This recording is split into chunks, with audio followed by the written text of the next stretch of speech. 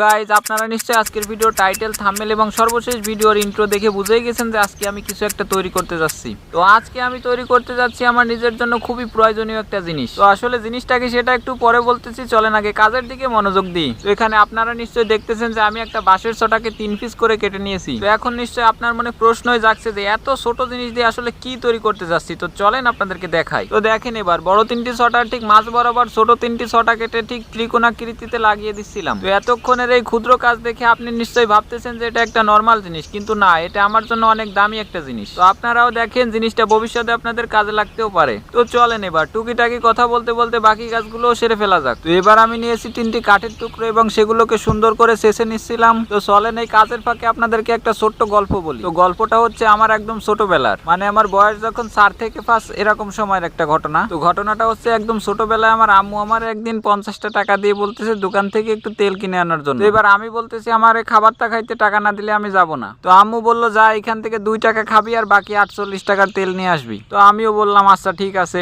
এবার আমি গেছি দোকানে, আর দোকানে যেয়ে শুনি যে তেল নাই। তো তখন আমার মাথায় একটা শয়তান চাপলো, আর আমি ভাবলাম তেল নাই তো কি হয়েছে, আমারে তো 2 টাকা খেতে বলেছে। আমি সেই 50 টাকার নোটটা ভেঙে 2 টাকা খেয়ে বাড়ি চলে আসি। তো আসার পরে কি হবে এটা তো আপনারা বুঝতেই পারতেছেন। তো আসলে যা হবার তাই হয়েছে, ধরে উদুম কেলানি দিছে, এই ছাড়া আর কিছু না। তো যাই হোক, অনেক গল্প বলা হয়েছে, এবার চলেন কাজের দিকে ফোকাস দিই। তো এইখানে আমি কি করেছি যে কাঠগুলো ছাড়ছিলাম, সেই কাঠের মাথায় 2টি ছোট ছোটা লাগিয়ে দিয়েছি আর কয়েকটা গার্ডার দিয়ে দিয়েছি যাতে আমার ফোনটা এর ভিতরে আটকে থাকে। তো এবার এই কাঠগুলোকে আমার আগে বানানো সেই স্ট্যান্ডের সাথে লাগিয়ে দিচ্ছিলাম সুন্দর করে। অনেকক্ষণ ধরে এই দড়িগুলো লাগানোর পর দেখেন অবশেষে আমরা সঠিকভাবে লাগাতে পেরেছি। আর দেখেন আজকে আমরা কি বানিয়েছি সেই জিনিসটা। তো এটা হচ্ছে প্রাকৃতিক ভাবে বানানো একটা ফোন রাখার স্ট্যান্ড। আসলে কি বলবো, এমন অবস্থা হয়ে গেছে তো স্ট্যান্ড কেনারও বাজেট নাই। তো সমস্যা নাই, বানিয়ে ফেলেছি একটা ছোট স্ট্যান্ড। তো আগে একটা বড় স্ট্যান্ড ছিল যেটা দিয়ে এই ভিডিওটা সম্পূর্ণ রেকর্ড করেছি। তো দেখেন সেই স্ট্যান্ডটাও এই স্ট্যান্ডটার সাইডে রাখা আছে, মানে দুটোই দেখতে একরকম, খালি একটু ছোট আর বড়, এছাড়া আর কিছু না। তো আপনারা চাইলেও এরকম প্রাকৃতিক স্ট্যান্ড বানাতে পারেন। তো এবার এই স্ট্যান্ড দিয়ে রেকর্ড করা সর্বপ্রথম ভিডিওটা দেখেন।